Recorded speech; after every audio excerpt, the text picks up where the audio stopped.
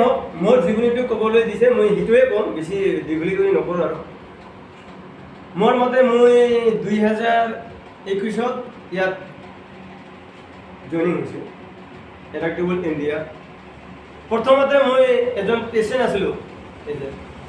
Patient থকা অৱস্থাত মই যিহেতু ইয়াৰ প্ৰডাক্ট ব্যৱহাৰ কৰিলোঁ, ব্যৱহাৰ কৰাৰ পিছত মই মোটামুটি ভাল পাইছোঁ। ভাল পোৱাৰ পিছত মই দেখিলোঁ মোৰ লাইফত মই ক্লাছ 5ৰ পৰা, যেতিয়া মই ক্লাছ 5ত পঢ়োঁ তেতিয়াৰ পৰা মই মানি marketing plus product marketing best কোম্পানীত মই লাগি আছোঁ। মোৰ লাইফত এনেকুৱা কোম্পানী নাই যে অসমত আহি ঘূৰি গৈছে মই তাত নাই মোৰ লাইফত। আৰু মোক এনেকুৱা মানুহ নাই যে অসমত মোক চিনি নাপায়। ইছমাইল হুছেইন বুলি ক'লে অসমত যিমান কোম্পানী আছে সকলোৱে মোক চিনি পায়, কিন্তু কোনো কোম্পানীত যাই ইছমাইল হুছেইনে ছাকচেছ হোৱাৰ স্বপ্নটো দেখিব পৰা নাই, ছাকচেছ হ'ব পৰা নাই। এক নম্বৰ কথা সেইটো, কাৰণ আপলাইন ভাল পোৱা নাই, প্ৰডাক্ট ভাল পোৱা নাই, মেনেজমেণ্ট ঠিক পোৱা নাই, এজে ছাকচেছ হ'বলৈ পোৱা নাই। তে ঘূৰি ঘূৰি আহাতে এডাপ্টেবল ইণ্ডিয়া যিদিনা পালোঁ, মোৰ এজন এনেকা বন্ধু আর এনেকা মোর আপলাইন এনেকা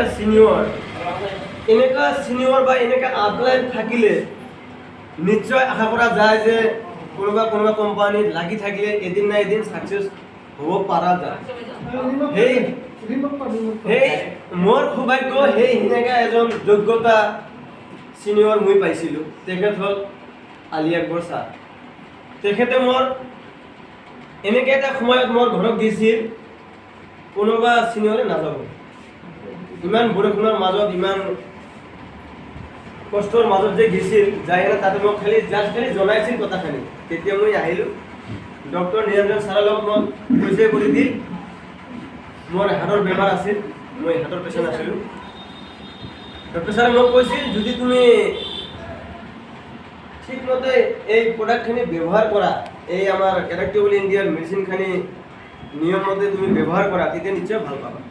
এক নম্বৰ কথা, যিমানে কোম্পানী আছে আয়ুৰ্বেদিক, যিমানে প্ৰডাক্ট আছে সব কোম্পানীৰ মানুহে কয় ভাল, আমাৰ কোম্পানী এডাপ্টেবল ইণ্ডিয়া আমি কম ভাল, কিন্তু ইমান ভাল আমি ক'লে নহ'ব, আমি খাই ভাল পাইহে ক'ব লাগিব। কাৰণ আমাৰ এডাপ্টেবল ইণ্ডিয়াৰ মাল এনেকা আছে, এনেকা ভাল ৰিজাল্ট আছে, কিন্তু এতিয়ালৈকে আপোনালোকে খাই পোৱা নাই। যেনেকৈ মই খাই পাইছোঁ, মই কৈ আছোঁ ভাল, মই খালি ভাল ক'লে নহ'ব, আপুনি খাই চাব লাগে। যেতিয়া মই ভাল পালোঁ তেতিয়া মই দেখিলোঁ যে ইয়াত কিবা আছে নেকি, কোম্পানীৰ লগত জড়িত হোৱা কোনো ৰাস্তা আছে নেকি। তেতিয়া মোক ছাৰে শিকাইলে, দেখাই দিলে, ইয়াত লাগিলে আপুনি ভাল এটা কেৰিয়াৰ হ'ব ভৱিষ্যত। তেতিয়া মই যাই ধৰক আপোনালোকৰ নেক্সট দুৱাৰ আশীৰ্বাদত মই লাগিলোঁ। যেতিয়া মই এডাপ্টেবল ইণ্ডিয়াত আহিলোঁ তেতিয়া মোৰ লগত কোনো নাছিল, মই অকলে আছিলোঁ।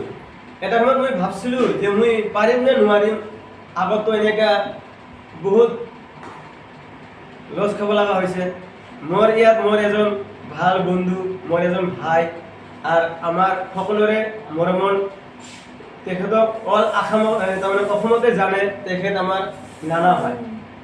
আজি মই পৰিচয় কৰি দিম, হয়তো আপোনালোকে পোৱা নাই, কিন্তু মোৰ লাইফত এনেকা ভাল ভাল কোম্পানীত লৈ গৈছিলোঁ, আৰু তেখেতক সব মানুহে জানে নানা, কিন্তু মোৰ ভাল, তেখেত মোৰ ভাই, তেখেত মোৰ বন্ধু, আৰু তেখেত বহুত ভাল মানুহ।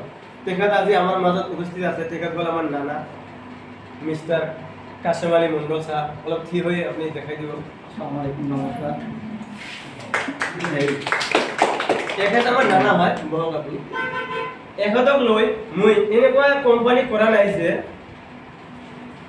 তেখেতক পইচা লগা নাই, লাখ লাখ টকা লগাইছিল, কিন্তু ঘূৰাই পোৱা নাই। তথাপি আজিলৈকে এই নানাজন হাৰি যোৱা নাই, এডাপ্টেবলত লাগি আছে, কিন্তু সময় দিব পৰা নাই, কাৰণ তাৰ এটা দুৰ্ভাগ্য। মানুহ কৈছে সময়ত মানুহ পৰিৱৰ্তন হয়।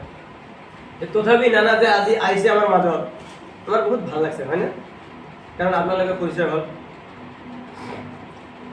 এডাপ্টেবল ইণ্ডিয়া সবচে গৌৰৱৰ কথা হ'ল, যিজন মানুহ এডাপ্টেবল ইণ্ডিয়া লাগি থাকিব আৰু ভাবিব যে এডাপ্টেবল ইণ্ডিয়াটো বেলেগৰ নহয় মৰে হয়, তেখেত ছাকচেছফুল হ'বই, এইটো 100% গ্যাৰাণ্টি।